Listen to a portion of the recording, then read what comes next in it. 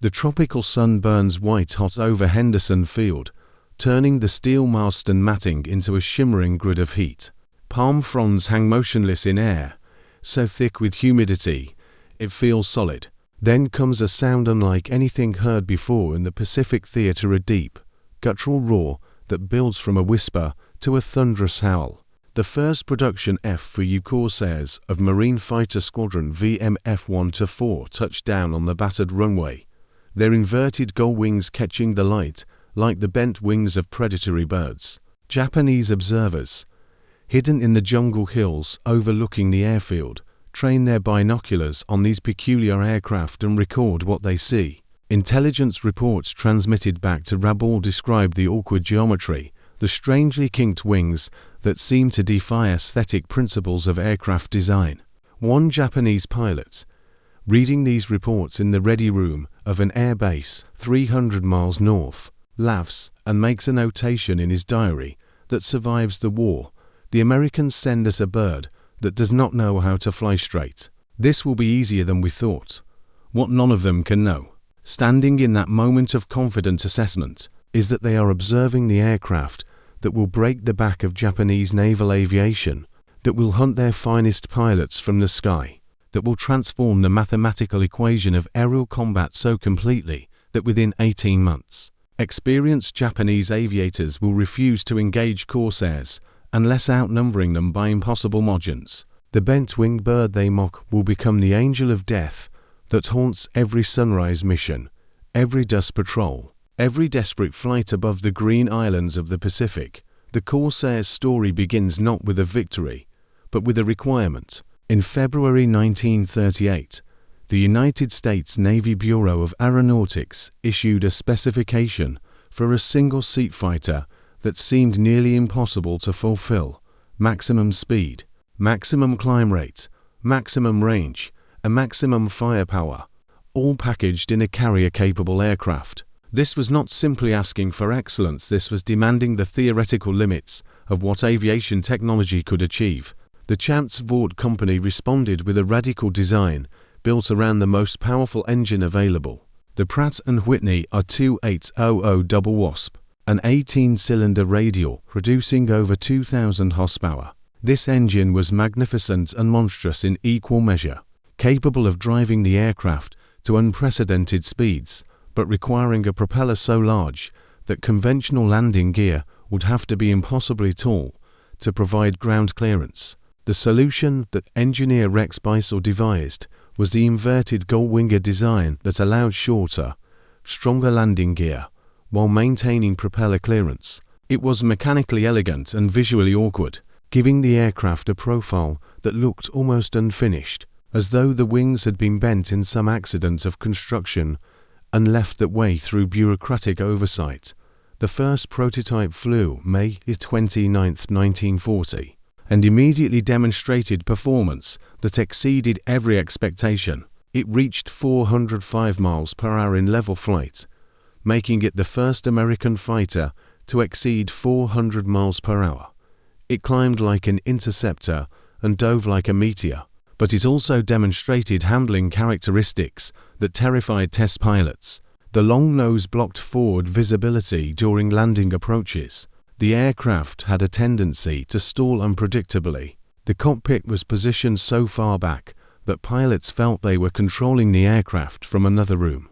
Most critically for a carrier-based fighter, it bounced violently on landing, had a tendency to ground loop, and demonstrated what pilots delicately termed landing characteristics unsuitable for routine carrier operations. The Navy, which had ordered the aircraft based on its performance specifications, found itself in possession of the fastest fighter in the world that could not safely land on the platform it was designed to operate from. For nearly 2 years, the Corsair existed in a state of bureaucratic limbo, too valuable to cancel, too dangerous to deploy. Meanwhile, in the Pacific, the aircraft it was supposed to replace was writing its own legend.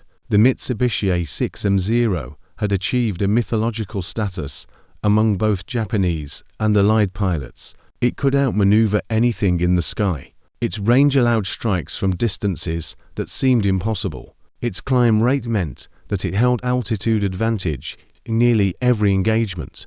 Pilots who had trained in the samurai tradition of individual combat excellence found in the Zero a machine that rewarded skill and aggression. By 1942, Japanese naval aviators had established air superiority across the Pacific, shooting down Allied aircraft at ratios that approached 10 to 1 in some engagements. These were not ordinary pilots, they were men who had trained 4 years, who had honed their skills in combat over China, who represented the finest traditions of Japanese military aviation. They flew with a confidence born of repeated victory, with the knowledge that their aircraft and their training made them individually superior to anything the Americans could field. When intelligence reports began describing a new American fighter with bent wings and exceptional speed, the reaction among Japanese pilots was dismissive. Speed alone, they reasoned, could not overcome maneuverability and pilot skill. The Zero had proven that dogfighting supremacy belonged to the aircraft that could turn inside its opponent, that could sustain a turning fight until the enemy made a fatal mistake. The Americans, it seemed, had built a fighter based on the wrong principles. The mockery was not limited to Japanese assessments. American naval aviators, examining the Corsair during its troubled development, coined their own unflattering nicknames. They called it the Ensign Eliminator because it seemed designed to kill inexperienced pilots. They called it the Hog for its brutal, ungainly appearance. Marine pilots, who received the first combat-ready Corsairs in late 1942, approached their new aircraft with a mixture of excitement for its performance and dread for its handling. The training regimen was punishing. More Corsairs were lost to landing accidents in the first months than to enemy action. The aircraft seemed to embody a peculiarly American approach to engineering, maximizing certain characteristics to such extremes that it created new problems requiring institutional solutions. Where Japanese aircraft design sought harmony and balance, the Corsair sought dominance in specific parameters, regardless of cost in other areas. But in combat, these specific parameters began to matter in ways that peacetime evaluation had not predicted. The first major engagement came on February 14, 1943, Valentine's Day. Though no one in the combat zone looked the irony, Marine Corsairs from VM F124 intercepted a force of Japanese bombers and Zero escorts over Guadalcanal. The Corsair pilots, following the tactics that had been developed through bitter experience with earlier American fighters, refused to dogfight. Instead, they dove from altitude, used their superior speed to slash through the Japanese formation, and climbed back to altitude before the Zeros could react. In that first engagement, they shot down to Japanese aircraft without loss. This was not the dramatic victory that newspaper headlines demanded, but it represented something more significant, a proof of concept. The Corsair had demonstrated that speed and altitude performance could be weaponized, that the dogfight itself could be avoided, that there was more than one way to achieve air superiority. The mathematical transformation became clearer with each engagement. A Zero could outturn a Corsair in any sustained dogfight. This remained true throughout the war. But the Corsair could choose whether to dogfight at all. It could engage at high speed, disengage, or will control the altitude of combat, and dictate the terms of engagement. The Japanese called this hit-and-run tactic cowardly, a refusal to fight with honor.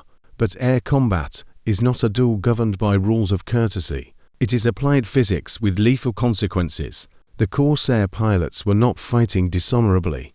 They were fighting asymmetrically, using the strengths of their aircraft to avoid its weaknesses and exploit the enemy's vulnerabilities. This required discipline that contradicted every instinct of aggressive combat. When a Zero turned inside a Corsair's turn radius, the American pilot had to resist the temptation to tighten the turn and accept the fight on Japanese terms. Instead, he had to push the throttle forward, dive away, and accept what looked like retreat in order to reset the engagement on favorable terms.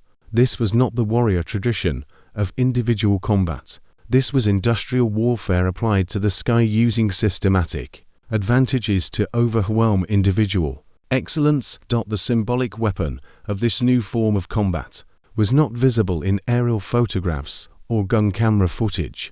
It was the 6 Browning M.2.50 caliber machine guns mounted in the Corsair's wings. Each gun could fire 850 rounds per minute. Together, they could pour nearly 3 tons of ammunition per minute into the space ahead of the aircraft. This rate of fire was unprecedented. A 1-second burst from a Corsair delivered more projectiles than a Zero could fire in 10 seconds. The American doctrine did not require precision marksmanship, it required bringing overwhelming firepower to bear for brief moments. The Japanese approach valued the skilled pilot who could place shots with precision, conserving ammunition for extended combat. The American approach valued the system that could deliver so much firepower that precision became secondary. This was abundance as a weapon, the industrial capacity to manufacture so much ammunition that it could be expended lavishly, trusting that sheer volume would achieve what careful aim missed. By mid-1943, the Japanese began to understand that something fundamental had shifted. Combat reports from experienced pilots contained new tones of frustration and respect.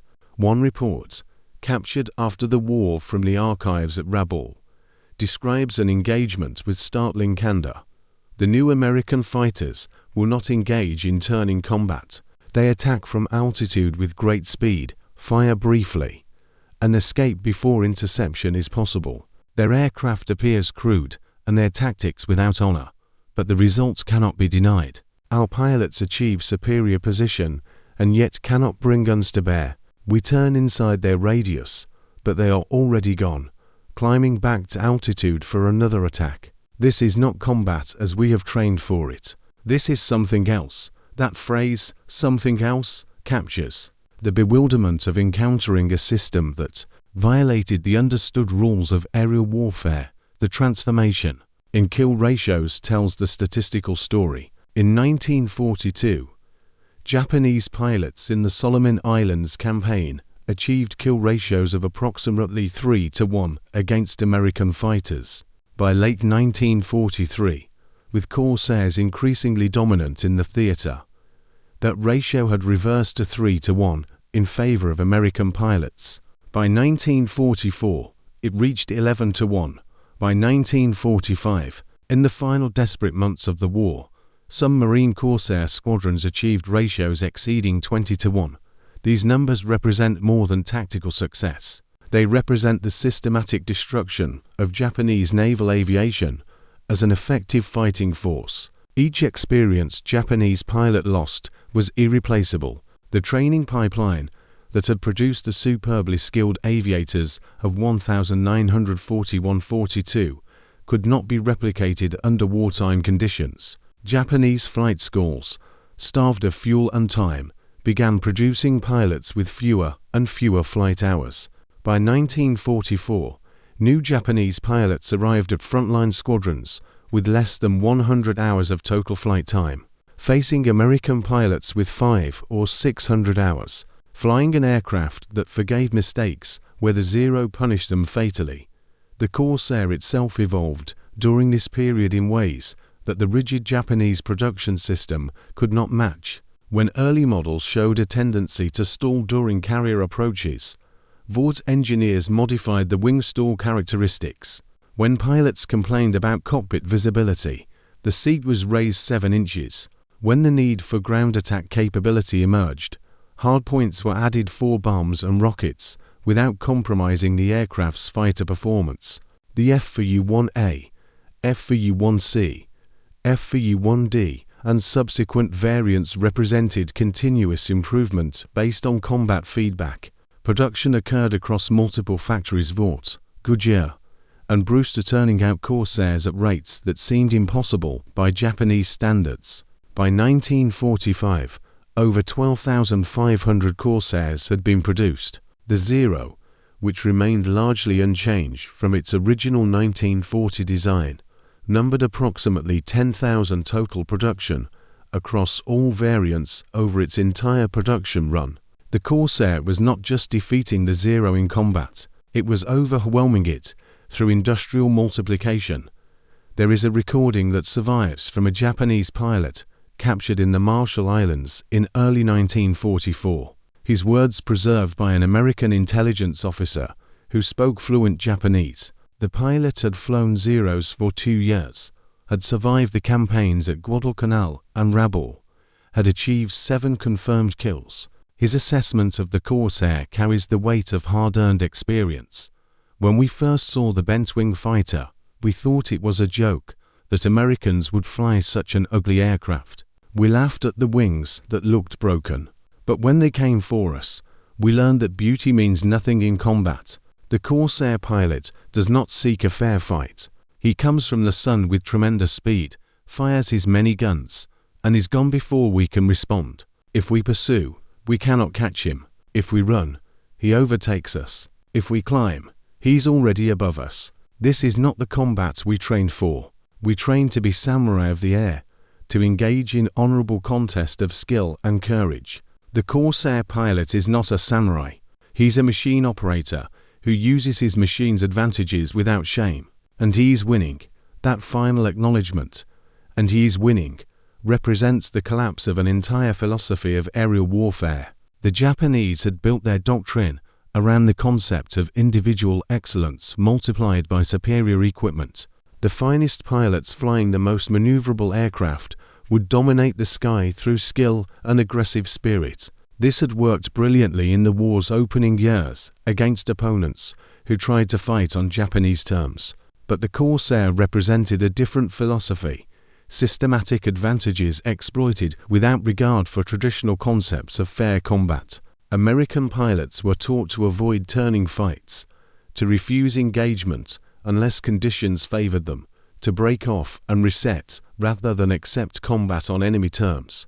This required a humility that seemed antithetical to fighter pilot culture, the willingness to appear to run away, to let the enemy believe he had won the engagement, in order to survive and attack again with advantage. This was not cowardice, it was patience weaponized. The sound that came to define the Corsair in Japanese accounts was not the roar of its engine, but the whistle of its dive. The Corsair could dive at speeds exceeding 450 miles per hour, and at those velocities, air flowing over its wings and control surfaces produced a distinctive howling sound. Japanese soldiers on the ground called it whistling death. The name spread through the ranks with the speed of folklore, acquiring supernatural connotations. There are accounts from Japanese diaries recovered after battles in the Marshall Islands, the Marianas, and the Philippines, describing the psychological impact of that sound. One soldier wrote, "We hear the whistle and know that death is coming from the sky. We cannot see the aircraft. We cannot predict where the bombs or rockets will fall. We can only wait and hope that today we are not chosen." The sound has become worse than the attack itself. It is the sound of American power that cannot be stopped, cannot be answered, cannot be defeated. Each day the whistle comes again. By late 1944, the strategic situation had shifted so completely that Japanese air commanders began issuing specific directives to avoid combat with Corsairs unless absolutely necessary. One such order, captured on Iwo Jima, is preserved in US military archives. When encountering F4U aircraft, do not engage in low-altitude combat. Do not attempt turning engagement. Do not pursue if enemy aircraft breaks off combat. Conserve aircraft and pilots for decisive battle. This directive, from an air force that had begun the war with aggressive attack doctrine, represents a complete inversion of tactical philosophy. It is the language of survival, not victory. It acknowledges implicitly that the Corsair had achieved what no weapon is supposed to achieve. It had made the enemy prefer not to fight at all. The statistical record of individual Corsair pilots reflects the aircraft's dominance. Gregory "Pappy" Boynton, flying with the Marine Squadron VMF 214 Black Sheep, achieved 28 confirmed kills before being shot down and captured. Kenneth Walsh earned the Medal of Honor with 21 kills. Robert Hansen shot down 25 Japanese aircraft in 6 months before being killed in action. Joe Force, flying Wildcats and Corsairs, achieved 26 kills These numbers might seem modest compared to the 100-plus kill tallies of German or Soviet aces, but they must be understood in context. By 1944, there were fewer and fewer experienced Japanese pilots to shoot down. The kill ratios reveal the truth.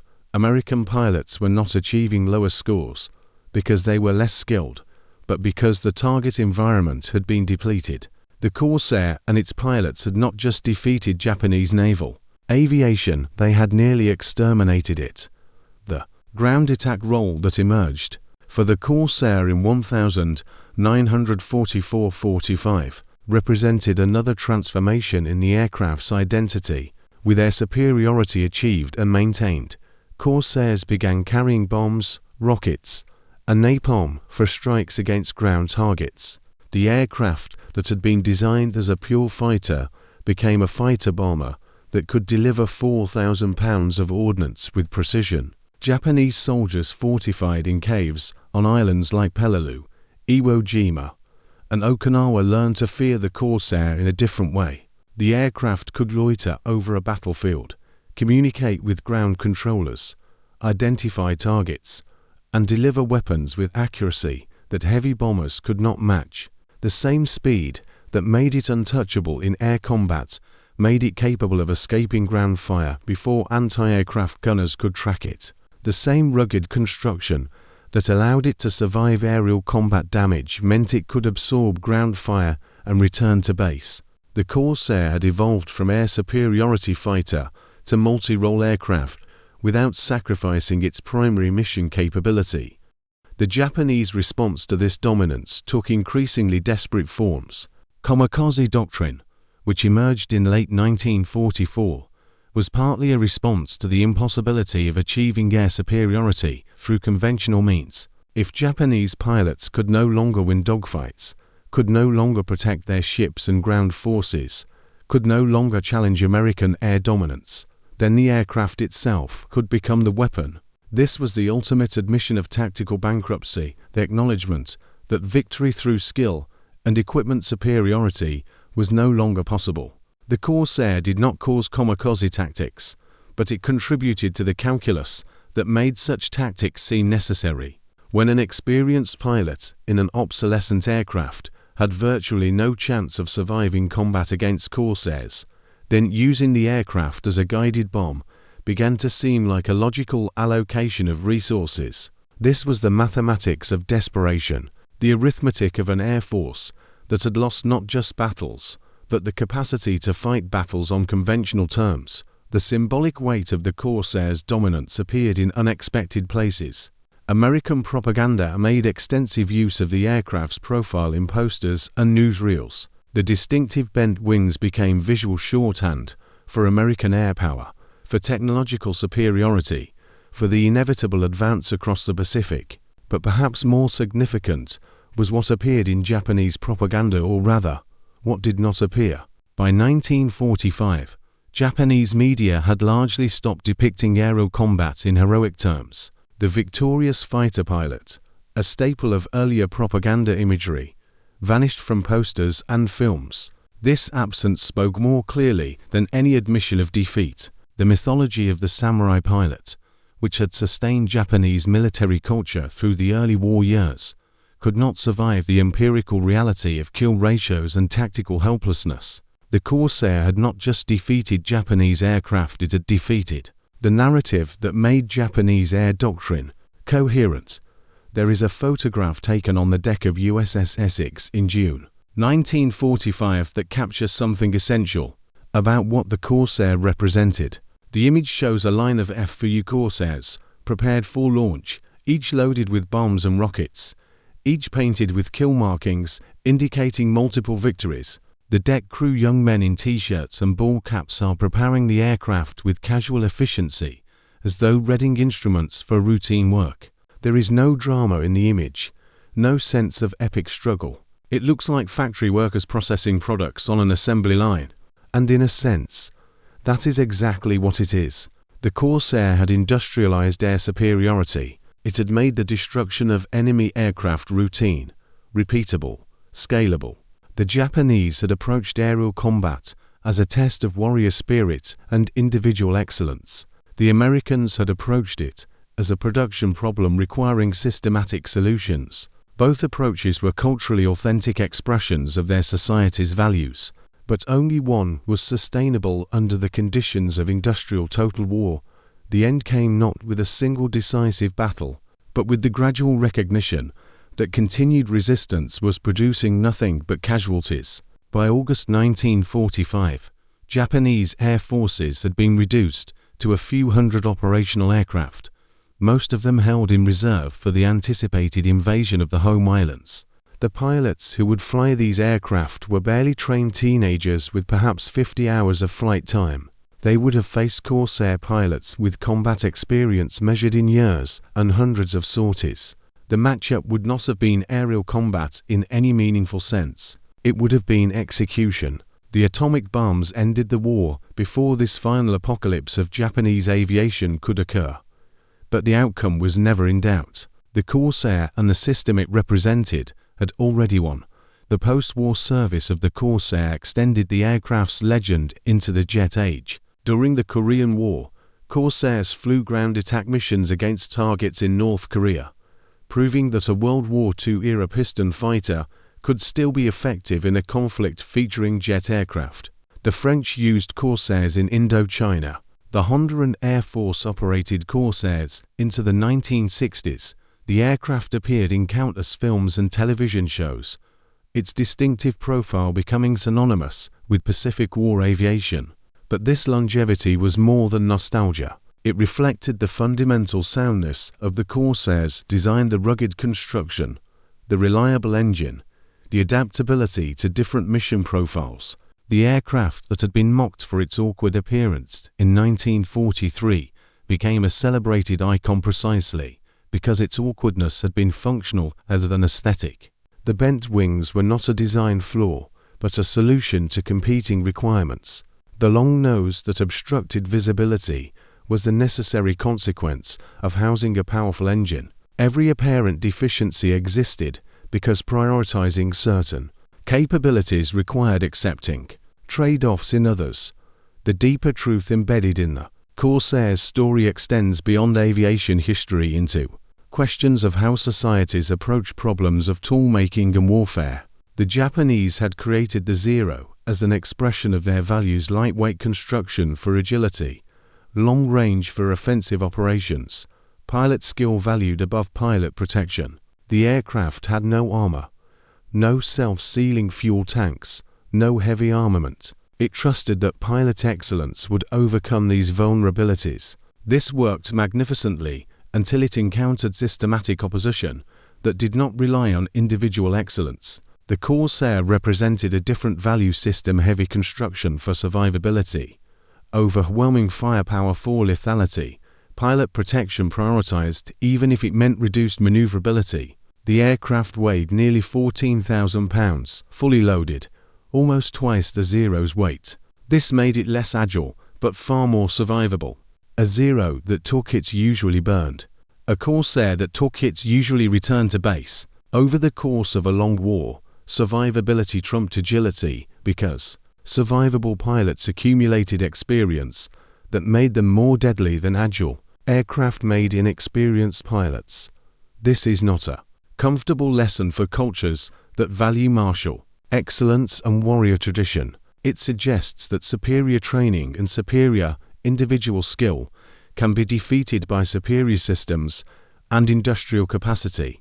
The finest Japanese pilots of 1942, men with thousands of hours of experience, with combat victories over China and the Pacific, with dedication and courage that matched any fighter pilots in history, were defeated not because they were less skilled than American pilots, but because they were embedded in a system that could not sustain losses. Each time a skilled Japanese pilot died, the average skill level of Japanese aviation declined. Each time an American pilot died, another reasonably trained pilot took his place with no significant impact on aggregate capability. The Americans had industrialized not just aircraft production, but pilot production. Flight schools across the United States turning out trained aviators by the thousands. an inexhaustible supply feeding the combat squadrons. The Japanese had treated pilot training as a craft, producing small numbers of highly skilled artisans. When those artisans were killed, they could not be replaced. The sound of the Corsair, that deep howl of the R2800 engine at full power, the whistle of the dive, the hammering roar of 6.50 caliber machine guns firing together became the audio signature of American victory in the Pacific. It was not a pleasant sound. Recordings from gun camera footage reveal it as mechanical, brutal, inhuman. There is nothing in it of aerial ballet or chivalric combat. It is the sound of industrial force applied without mercy or doubt. This was not the war that either side had imagined in 1941. The Japanese had envisioned a war of decisive battles and negotiated peace. The Americans had been drawn into a war they did not want against an enemy whose attack on Pearl Harbor created a national fury that demanded total victory. The Corsair became an instrument of that fury not through any symbolic intent, but through the simple arithmetic of overwhelming capability sustained over time. In the end, the mockery of the Corsair's bent wings vanished into a silence more eloquent than any admission of error. Japanese pilots who survived the war rarely spoke of the Corsair with contempt in post-war accounts. When they mentioned it at all, it was with a kind of exhausted respect, the acknowledgement that they had faced an opponent whose advantages were insurmountable.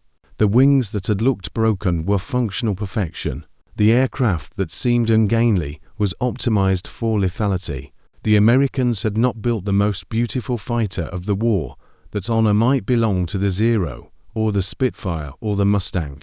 They had built a fighter that won, repeatedly and systematically, until winning became routine and the enemy stopped trying to fight. This is a different kind of excellence, one measured not in aesthetic grace or engineering elegance, but in operational results and strategic outcomes. There is a museum in California that houses one of the few remaining airworthy Corsairs, maintained in perfect condition and flown occasionally for airshows and commemorations. When the aircraft takes off, the sound is unmistakable, that guttural roar that once struck terror across the Pacific. But in the modern context, the sound has been domesticated, turned into entertainment, a performance of history harder than history itself. The people who watch from the ground are not cowering in bunkers or scanning the sky for threats. They are admirers of vintage aircraft, appreciators of engineering history. The transformation is complete. The weapon has become an artifact, its lethality transmuted into heritage. But for those who heard that sound in 1943, 1944, 1945, hearing it meant something entirely different. It meant that the sky was no longer safe, that Japanese air superiority was finished, that the tide of war had turned irreversibly. It meant that the mockery of bent wings had been answered not with words, but with mathematics, the mathematics of kill ratios and production numbers, of pilot survival rates and mission success percentages, of an air force destroyed and an air force triumphant. The Corsair's legacy is written not in dramatic narratives of individual heroism, though such stories exist in abundance, but in the quiet accumulation of sorties flown, missions completed, enemy aircraft destroyed, pilots returned safely to base. This is the ledger of industrial warfare, where victory is achieved not through dramatic gestures, but through systematic application of advantages over time. The Japanese had approached the Pacific War with the belief that fighting spirit and superior training would overcome material disadvantages. The Corsair proved otherwise. It proved that adequate pilots in superior aircraft, supported by limitless fuel and ammunition, protected by armor and redundant systems, and multiplied by industrial production beyond any possible Japanese response, would systematically destroy excellent pilots in obsolescent aircraft operating at the limits of their supply chains. This was not the war that warrior culture prepares men to fight. It was the war that industrial civilization had evolved to wage, total, merciless, decided not by the courage of individual combatants, but by the capacity of entire societies to produce, sustain, and multiply instruments of destruction until opposition became mathematically impossible. The bent wings, that had seemed so absurd in 1943, had carried a lesson that took 2 years and countless lives to fully comprehend. That in modern war, the aircraft that looks most like a weapon of industrial production may be the deadliest weapon of all.